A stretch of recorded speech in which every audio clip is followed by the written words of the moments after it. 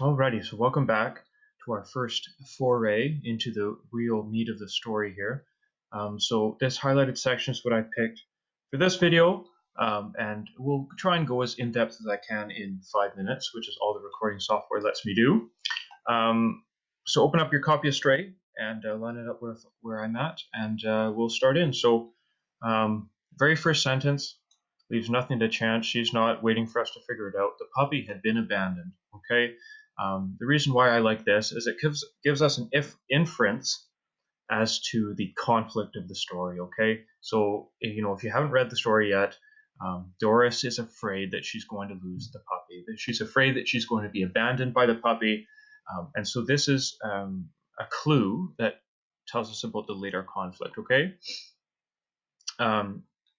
it makes its way. Its ears tucked, its tail between its legs. I'm going to highlight this. I'm not going to explain it quite yet. Or maybe I can go a little bit into it. So this gives us a picture, the ears tucked, the tail between its legs. How is this dog feeling? What does the author want us to feel about the dog at this moment? And that's part of mood, that's part of tone that we were talking about before. How does the story make you feel? So I also like when it describes the Lacey's house, it says that it's small.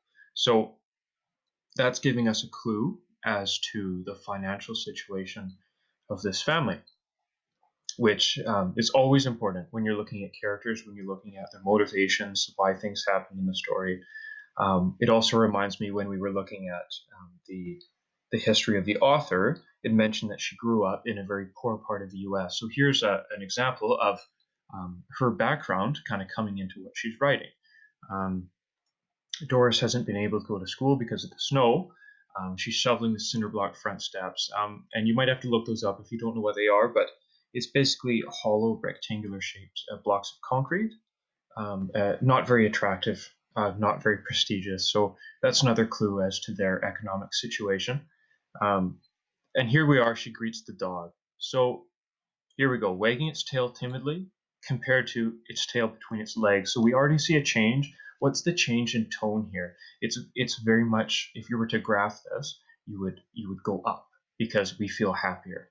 And we have Doris and the puppy forming a connection. So, if you're keeping track of your characters, you link them together now. They've already formed a connection because the story gets happy, it gets hopeful when they meet each other. So then she brings the dog inside and we meet Mrs. and Mr. Lacey. The snow is keeping him home from his job at the warehouse. So that gives you an indication of how bad the winter is. People can't drive.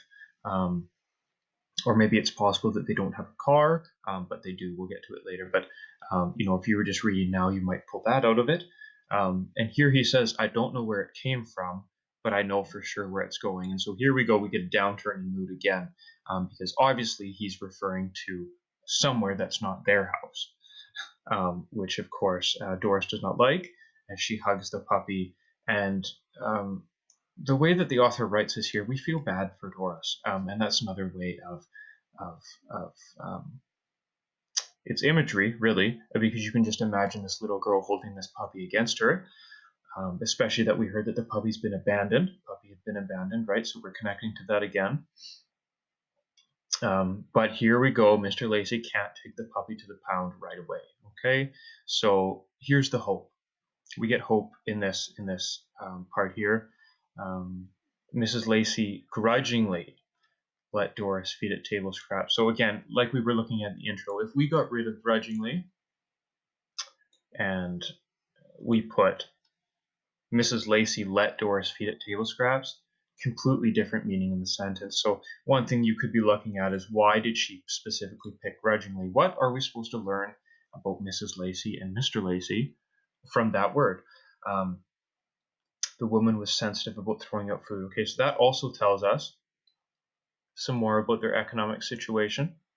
And it also tells us that it's not because she wants the dog that she feeds it food. It's because she's sensitive about throwing out food. And then here we go. Doris figured the puppy was about 6 months old, and so on. This is the author giving us a window into the mind of Doris. So this is some character development, which is always important because it's how you bond with the character. Okay, so that's part one. We'll go into part two on the next video.